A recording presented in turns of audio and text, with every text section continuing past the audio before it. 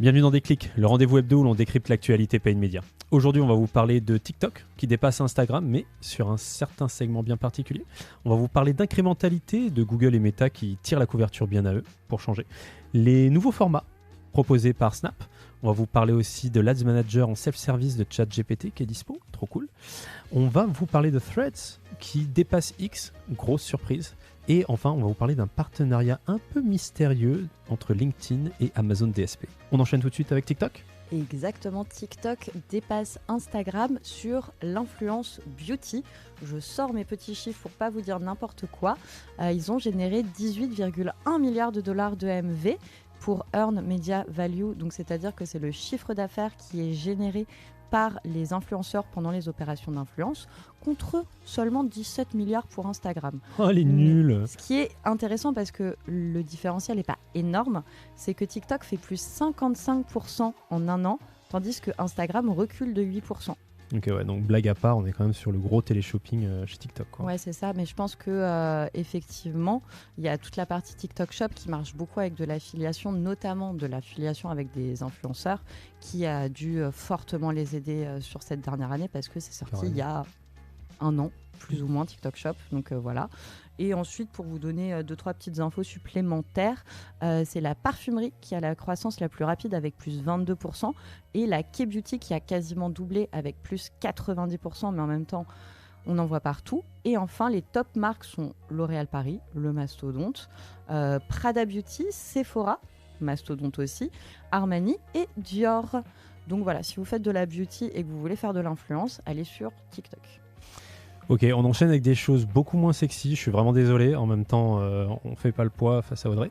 Donc là-dessus, on va parler d'incrémentalité et du Performance Marketing Summit de Meta et du Google Marketing Live, donc de Google. Les deux prônent l'incrémentalité. Alors c'est une très bonne chose. On va pas se plaindre. Tout le monde prône l'incrémentalité. Je pense qu'on est tous d'accord là-dessus. En revanche, c'est quand même assez curieux de voir qu'ils arrivent chacun avec finalement leurs atouts et que comme par hasard, c'est la bonne manière de faire. Donc Google arrive avec un outil, Meridian, un MMM disant voilà, je vous donne la vérité. C'est bizarre, ça nous rappelle beaucoup quand même Google Analytics qui évidemment nous disait que c'était Google le levier le plus important. Et du côté de Meta, ils n'ont pas l'outil, donc forcément ils vont vous dire que ça n'a rien à voir et c'est une histoire de culture avant tout. D'accord ? C'est une histoire de culture. On va vous aider à changer le mindset de vos équipes. En soi, ils n'ont pas tort non plus, donc voilà, il faut juste prendre peut-être le meilleur des deux mondes. Et donc pendant ces événements, il faudra garder évidemment un œil critique, ce qu'on va faire pour vous évidemment, et on vous fera le débrief.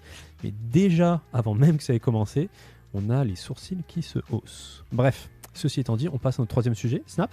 Exactement, Snapchat n'est pas mort, il y a pas mal de business à faire dessus et ils viennent de sortir un nouveau format qui est de l'email, comme ce qu'on peut avoir sur du Gmail ou du LinkedIn, mais là ce sera avec des chatbots IA, donc dans les messageries personnelles des utilisateurs, ils pourront recevoir des messages promotionnels venant de marques et pouvoir chatter directement avec un chatbot qui pourra leur expliquer le produit, etc. etc.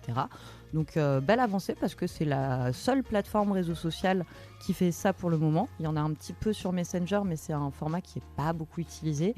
Pareil, WhatsApp, Meta, ils n'arrêtent pas de nous vendre WhatsApp là depuis les 6 derniers mois, à part des très très très grosses marques. Genre 440, personne n'en fait parce qu'ils n'ont pas le budget. Donc là, c'est hyper intéressant parce que c'est du self-service, que c'est automatisé et franchement, je pense que ça ne peut que fonctionner.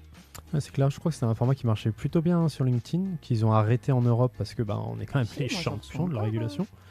Ah si, moi je reçois d'un du format email. Publicitaire, non, en fait. C'est via Sales Manager que tu le reçois. Et justement, c'est ça le truc. Donc, de mon point de vue, ce format, justement, sur Snap, ça pourrait être cool. Ouais. Après, on n'a pas les mêmes options de ciblage que LinkedIn, mais on y reviendra à ça. ChatGPT Ads, qui nous sort son Ads Manager aux US. Trop cool. Mais, aïe, évidemment, la liste d'attente est longue comme le bras, et par conséquent, c'est quand même très difficile de rentrer.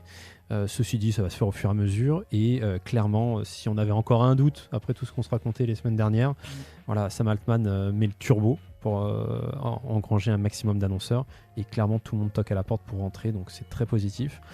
On se pose quand même la question, est-ce que c'est le sold out de la PlayStation 2 et puis voilà, PlayStation 2, est-ce que c'est un truc de vieux ça encore? Non, ça va, moi Non, ça va j'ai même eu la 1. Waouh. Ok, donc là on a perdu des points auprès de tout le monde, tous les jeunes se disent ah ils sont vieux. Non mais donc peut-être pour ceux qui n'ont pas la ref, la PlayStation 2 quand Sony l'a sortie, ils ont organisé une pénurie de stock pour faire le buzz. Et donc là c'est à se demander si ChatGPT ne fait pas la même chose. Mais bon, on va être positif. Dans tous les cas, on sait que tout le monde veut y accéder, que l'infrastructure doit être quand même tout à fait jeune. Et par conséquent, c'est tout à fait possible. Dans tous les cas, on vous tiendra au courant au fur et à mesure que, tout simplement, on met les pieds à l'intérieur, nous aussi. C'est tout nouveau, ça date de la semaine dernière. Et du coup, on enchaîne avec Threads. Threads. Mon accent est toujours moins bon que celui de Rémi, bien évidemment, mais qui dépasse enfin X en termes de monthly active user. Ils sont à 450 000 milliards. Millions. 450 quelque chose. On le mettra dans les sous-titres comme il faut. Exactement, et surtout c'est hyper intéressant parce que ça fait partie de l'écosystème Meta, et pour faire de la publicité sur Threads, il n'y a pas besoin de passer par une nouvelle plateforme publicitaire, etc. C'est déjà intégré aux inventaires Instagram, donc très bien. Et puis de toute façon, vu la réputation de X/Twitter, même avant Elon Musk, il y avait très peu d'annonceurs qui voulaient se positionner sur cette plateforme parce qu'une virgule de travers et c'est la shitstorm. Donc c'est pas plus mal d'avoir une alternative qui soit un peu plus brand safe et sur laquelle on va pouvoir faire maintenant beaucoup plus de résultats que sur un Twitter.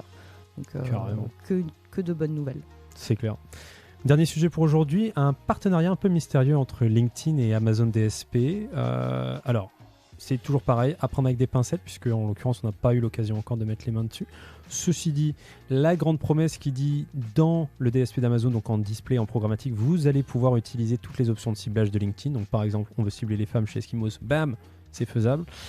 Moi, j'y crois pas. En fait, pourquoi j'y crois pas ? Tout simplement parce que si on va regarder les communiqués de presse et qu'on va regarder bien en détail les fiches techniques, en réalité, cette donnée-là n'existe pas. Et tu m'étonnes. Moi, je suis à la place de LinkedIn, je donne pas cette donnée, c'est la seule dont ils disposent et qui est vraiment différenciante par rapport aux autres régies.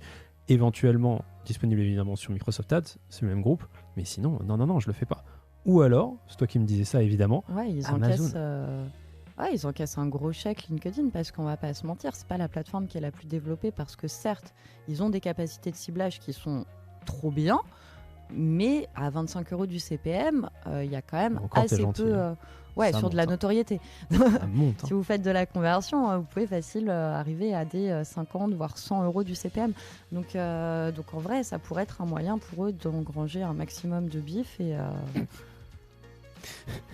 de compenser. Un maximum de bif. Voilà, ce sera le mot de la fin. Merci beaucoup pour votre attention aujourd'hui. Comme d'habitude, si vous avez des questions, si vous avez des retours, n'hésitez pas, laissez-les nous et on y répond la semaine prochaine. Merci beaucoup. Ciao. Salut.